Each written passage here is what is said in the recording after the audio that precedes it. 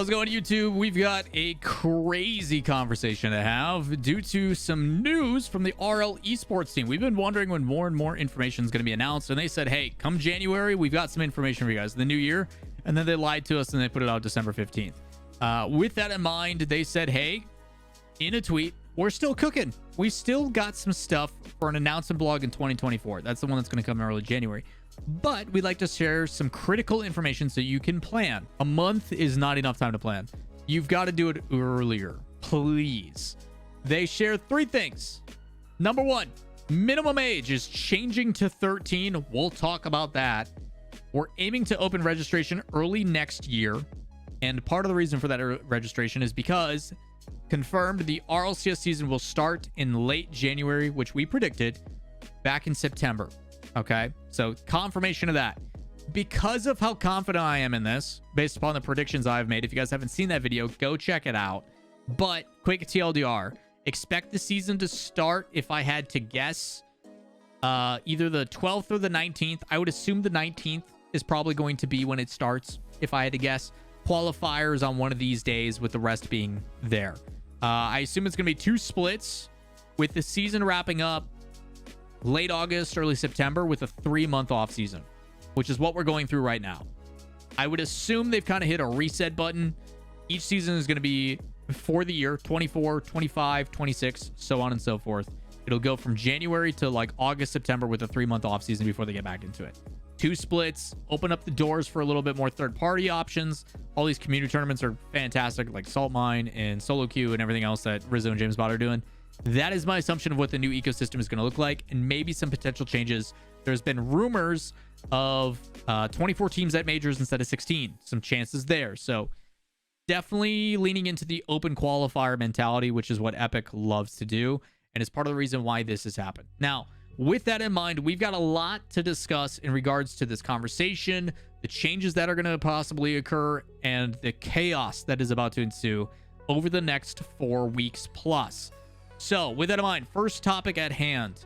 Minimum age to compete in the RLCS will now be 13. I've got some reservations on this one. If you guys have been viewers of this channel or people who have watched my YouTube channel over the years, I have always advocated for increasing the age limit due to my experiences in esports, due to the esports I watched growing up. My most primary reference is to League of Legends, where they increased it to 17, and then they had an academy team where you could go from 13 to 16, and they used those academy teams to then feed into the process. It was less strain and less stress, less media stuff that they had to deal with, which allowed them to learn kind of the ropes of how things went. They weren't just thrown into the thick of it and then been like, sink or swim, good luck, buddy. And with all the issues these kids deal with the mental pressures, the societal pressures, you know, being exposed to being a public figure, all those types of things for, I think, a 13-year-old kid is pretty scary, because when you're a 13-year-old kid, for most of us, you went to school, you tried to get decent grades, you either were in like some after-school club or sports or something like that, you were working on your social skills and interacting with different cliques and learning about how the world worked, and then trying to get Becky's number, you know? You were a kid. You didn't really have many responsibilities, okay? And as the jokes have been on this channel since this has come out is, kids literally left for recess, came back in and found out they can go pro.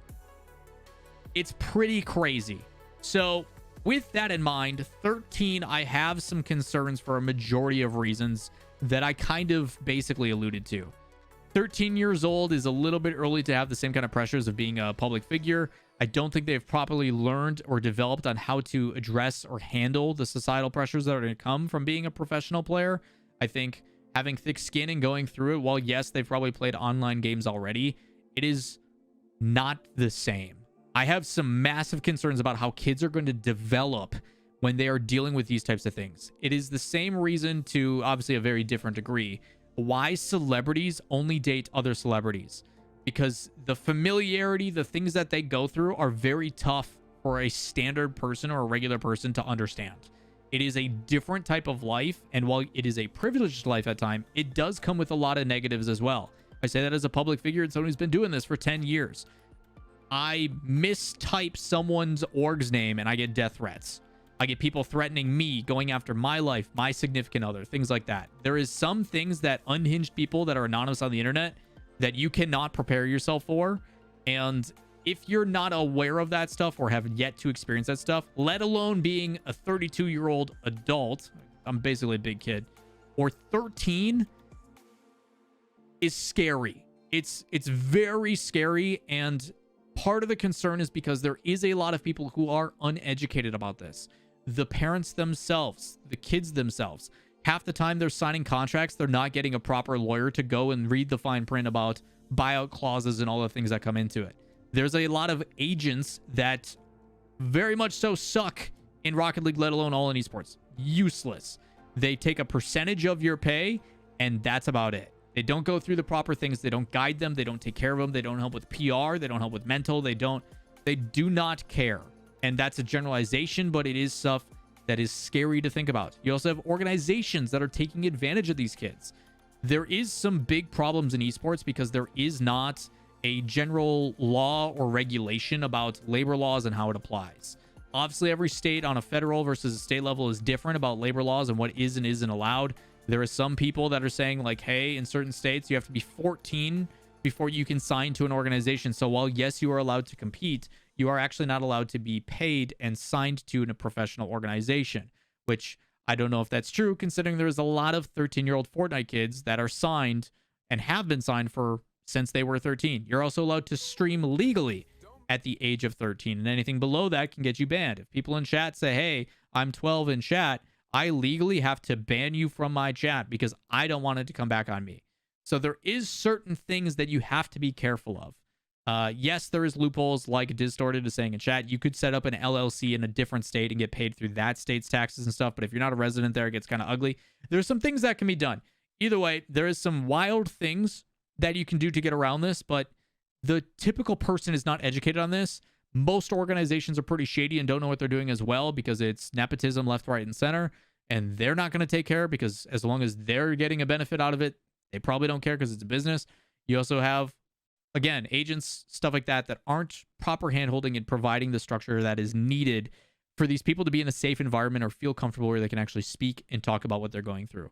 There is a lot of travel. There is a lot of things that are going to happen to these young kids that I don't know if they're ready for, and I don't think it's necessarily their fault either.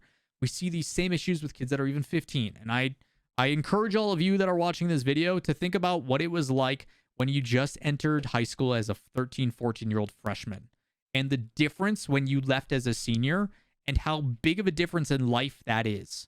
Because that's what it was like for me. I entered high school at 13, 14. I left at 17. I was born in August, started a year early. I cannot imagine signing a multi-$100,000, whatever, six-figure contract at 13 and then being like, you're going to travel the world, you're going to miss school, you're going to do all these things, and you're going to play video games for a living. And what that would do to my psyche, my ego, my whatever, like it will completely change your perspective on what you're doing in the future. And at 17, 18, we ask kids, hey, plan for the future. What do you want to do for college? Move away from home, all that kind of stuff. That's the normal. It's a little bit more understanding. But for a 12, 13-year-old kid to be thinking about that stuff, like that's like at 12 years old being like, hey, man, what are you going to do for college? What's your full-time degree? And like kid can barely tie his shoes. So to ask him to make a life-changing decision, signing a legally binding document, which he will require parents' permission. Parents have to sign off on it and, go through that. It's also, there's a bunch of additional costs for psionics. Coming to these tournaments, if they have a 13-year-old that is competing at the world stage or the majors, parent and guardian has to go with. And sometimes it is up to the managers, but I don't know how many players are comfortable with some random person they met who's their manager being the legal guardian or a parent that will sign off on that. So additional costs and things that now have to come out of pocket there. So there is a lot of factors that go into just changing it to 13. Personally, the way that I've expressed this, I wish they would increase it to 17 and do a grandfather clause and state, hey, if you are 15 by this date, you are allowed to compete in the following seasons. You could then see organizations pick up young kids, 13 to 16, bring them through the process, get them to learn about things, kind of have them shadow the pro team as a B team, as the academy team, and kind of show them the ropes as things go through. And then when time comes 17, they can either sign with the organization that's been helpful for them and brought them up, or they can go and become a free agent, whatever the contract stipulations are. But that difficulty That difficulty is not here. And it's even more difficult to consider that when you're seeing a bunch of teams drop out because rev share options and finances are not there for Rocket League yet. So to see this go to 13, I have massive concerns.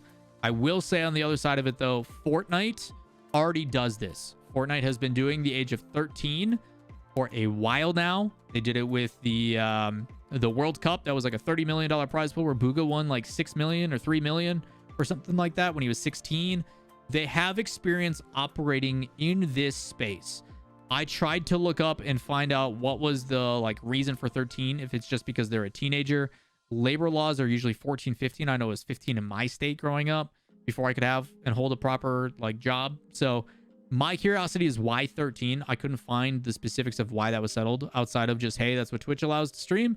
That's when we're going to allow our players to play. But there is no legal regulation law that states, hey, esports players, this is the date. This is the age. So Epic could just kind of set a precedent from what it may be, but because the RLEsports team and the Epic team are merging as a Epic competitive team rather than the RLEsports, the Fortnite competitive whatever teams and staff, this, while I was surprised to read it, makes sense for what Fortnite is trying to accomplish. The person that was there for us when I was going in through the scene, her name is Kim Meltzer. She is known as the esports mom. Anybody who is in the RLCS should know this name from the OG days. Kim was a person that basically took care of us. If we needed something, if we forgot something, whatever it was, her team, her hospitality team, made it happen. Shout outs to Kim, Stephanie, Nate, all of them. They're all fantastic. She said, hey, it's back to guardians and parent support under 18. It's a lot of undertaking for live events, but I love the opportunity to grow with players and their parents. Need to realign and travel, and the hospitality side needs to be perfect. And I said, I'm definitely going to be in need of a collaborative effort on this. Really hope if these new kids sign, they get proper legal help and aren't taken advantage of by shitty agents and orgs. Guidance is going to be more important than ever. And right now, the guidance from what I've seen is you have veteran players on the team and they kind of just show you the ropes and like, this is your expectations. This is how it goes. But communication's got to be an all-time high from staff over at Epic. I have massive concerns about what this is going to do. So those are the types of things to consider. If you ever want to know, Paulie, where you can see that stuff, literally go to my Twitter at Lawler TV and click on the replies. Any stuff I interact with, really easy to find. Her name's Kim Meltzer. She's fantastic. Love her to death. Second thing is they're opening registration early next year. I would assume they do similar format if I had to guess, where they'll do an open qualifier. My only concern, though, is think about how many teams did not keep 2/3 of their starting roster. If I pull up my like early prediction roster people document, you've got Genji. G2 technically has the V1 spot as a top 10. Complexity's okay. Furia's going back to South America. Dig is not 2/3. Space Station's okay. NRG is not 2/3. Muffin Men is not 2/3. Shopify, okay. M80, not 2/3. Riddles and Magic Bear are okay. Hey Bro, Waving Creams, Creams and Hockey are okay. A majority of these teams are not 2/3. So 2/3 stating that your results from last year means that you get an automatic bid into top 8 so you can go to the closed qualifiers instead of open qualifiers. There's like 5 teams. So what are they going to do for the others that fill in? And then you have to go through the open qualifier, which is a crazy double elimination. The top 16 of that would then join the others. I don't know who's going to get automatic bids. I don't know what that's going to look like, but expect signups to be the week before for open qualifiers, which is usually a massive double elimination bracket. They then join the top 16 ranked teams. But I don't know if we have 16 teams that have previous results from last year still around. I don't know what's going to happen there. So curious to see how that's going to look. They do confirm, hey, start late January. Expect January, February, March for a major. Figure 3 months per split would make sense, which would then give you May, June, July, or August, maybe a little bit longer. I hope they increase the trade window a little bit. They probably won't. It'll probably only be like 10 to 15 days, 10 to 14 days, which I don't like.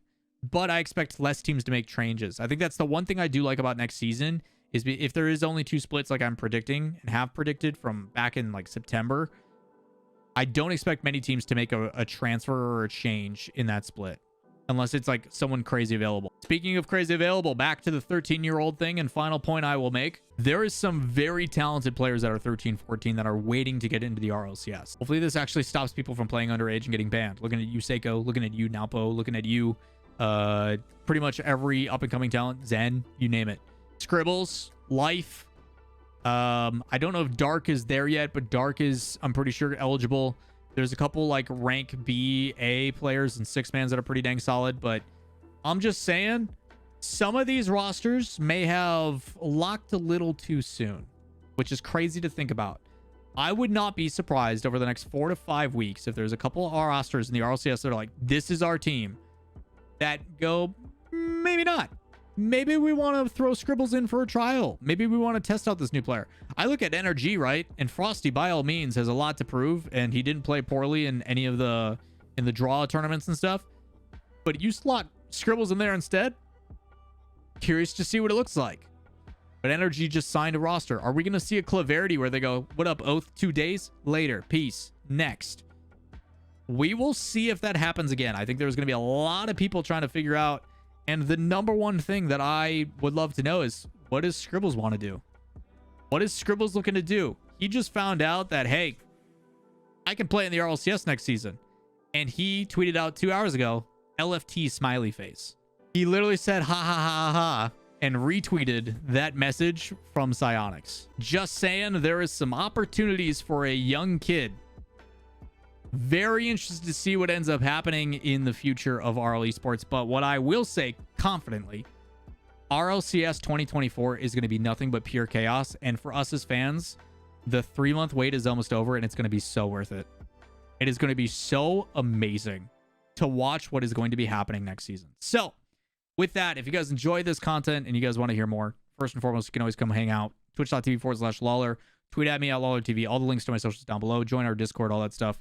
Or if you guys want to make sure you don't miss out on the latest Rocket League news videos or conversations, like and subscribe, turn on notifications. It's greatly appreciated. And we'll see you in the next video. Peace.